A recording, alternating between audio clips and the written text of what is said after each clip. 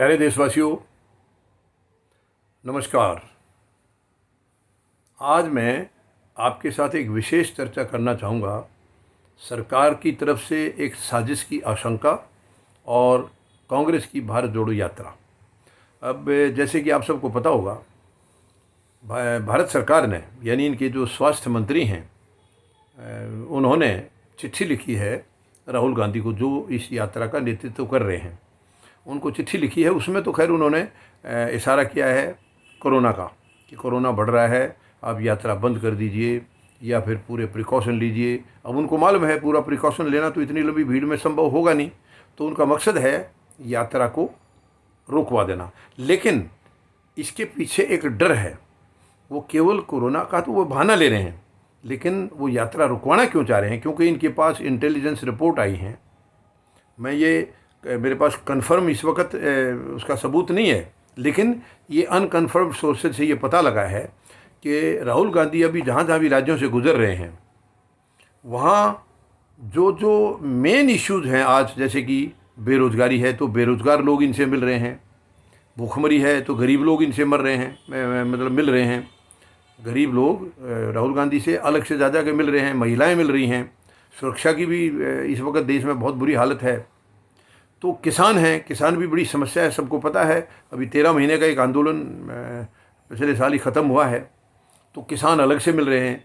तो इनको ये खतरा हो रहा है कि सारे वर्ग जिनको इन्होंने तड़फाया है, वो सारे कांग्रेस के साथ अगर चले गए तो इनकी जो 2024 की जो प्लानिंग है वो सारी फेल हो जाएगी। क्योंकि इनका मकसद है देश को पूरी तरह से बर्बाद करना। वो बर्बाद तब कर पाएंगे जब 2024 में भी ये सत्ता में आएंगे। ये इनकी पूरी प्लान, क्योंकि पूरे देश को मालूम है, जब से आए हैं 9 साल हो गया है करीब करीब, ये आए हैं उस दिन से देश को बर्बाद करने पर लगे हैं, देश को लूटने पर लगे हैं, खंडित करने पर लगे हैं। और पूरी तरह से खंडित ये तब करेंगे जब 24 में भी अगर आ जाएंगे। लेकिन मैं पहले भी देशवासियों से अपील कई बार करता रहा हूँ, इन्हें हर हाल में हमें रोकना होगा। अगर अब नहीं रोका तो शायद हमारे पास पछताने का भी समय नहीं मिलेगा। इतनी इजाज़त हम किसी भी सरकार को नहीं दे सकते। ये देश किसी का गुलाम नहीं है, ये देश किसी की पेरेंटल प्रॉपर्टी नहीं है। ये देश 140 करोड़ लोगों का है, ये देश गरीबों का है, ये देश मज़दूरों का है, ये देश जवानों का है, किसानों का है, ये सबका देश है। मुट्ठी पर जो सरकार में लोग बैठे उनका नहीं है कि वो अपना जैसे भी चाहें उसका इस्तेमाल करें। गलत है ये। तो ये अब खतरा इनको जो लग रहा है वो ये लग रहा है कि इनकी ज़मीन पूरी तरह से खिसकने लगी है। हालांकि साजिश ये ईवीएम की करेंगे। आखिरी में ईवीएम को भी किसी तरह हमें संघर्ष करके हटवाना होगा ताकि इनको साजिश की कोई जगह ना मिले। वैसे फ़िलहाल जो इनको ज़मीन खिसकती नज़र आ रही है वो इस यात्रा की वजह से खिसकती नज़र आ रही है। तो ये पूरी साजिश कर रहे हैं, क्योंकि इन्होंने पूरी इंटेलिजेंस लगा रखी है। इनका जो टेक्निकल जो सेल है इनका, उसकी पूरी कोशिश है। चारों तरफ की रिपोर्टें हैं। इनकी यात्रा में भी इनके इंटेलिजेंस वाले लोग चल रहे हैं। वो रास्ते में सारा जो कुछ देख रहे हैं डेवलपमेंट, वो सारा प्रधानमंत्री महोदय तक पहुंचा रहे हैं। पार्टी जो हायरार्की है उन तक पहुंचा रहे हैं कि क्या क्या सिचुएशन वहाँ पर आ रही है। तो उनको ये पूरी तरह से नक्शा समझ में आ गया है कि ये यात्रा जब तक अपनी पड़ाव को पूरा करेगी तब तक बीजेपी की ज़मीन पूरी तरह से खिसक चुकी होगी। ये उनको भय सता रहा है, और इसी भय की वजह से उनकी कोशिश है कि जितनी हो गई है वो हो गई है।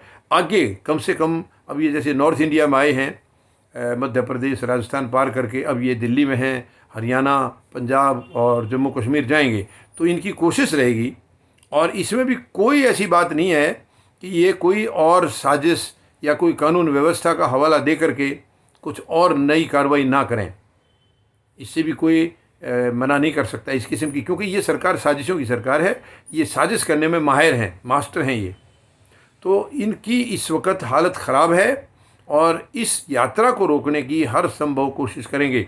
वो चाहे कोरोना का भय दिखाकर है या किसी और को डराएंगे, या हो सकता है आखिरी में ईडी, सीबीआई और इनकम टैक्स भी घुसा दें इसके बीच में किसी तरीके से, जो भी है।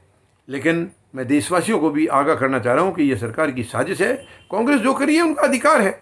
मैं कांग्रेस की हैसियत से या बीजेपी की हैसियत से नहीं, मैं तो फौजी जनता पार्टी का राष्ट्रीय अध्यक्ष हूँ, और सैनिकों का किसी से कोई लेना देना नहीं होता। सब अपने अपने दल को चला रहे हैं, अपनी अपनी पार्टी को चला रहे हैं।